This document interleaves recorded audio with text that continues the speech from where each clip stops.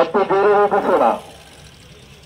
জরুরি ঘোষণা বন্যা পরিস্থিতি এবং নদীর জলস্তর বৃদ্ধি পাওয়ার কারণে আগরতলা শহরের কিছু এলাকা যেমন জয়পুর আরসিসি ব্রিজ থেকে বেইলি ব্রিজ, বটতলা মহাশ্মশান ঘাটের নিকটে জনবসতি, পশ্চিম প্রতাপগড় সহ বিভিন্ন এলাকা গলিতে বসবাসকারী নাগরিকদের সুরক্ষার স্বার্থে নিকটবর্তী ত্রাণ শিবিরে বা তাদের আত্মীয় স্বজন বা প্রতিবেশী যারা উঁচু স্থানে বসবাস করেন সেখানে সরে যাওয়ার জন্য অনুরোধ করা হচ্ছে।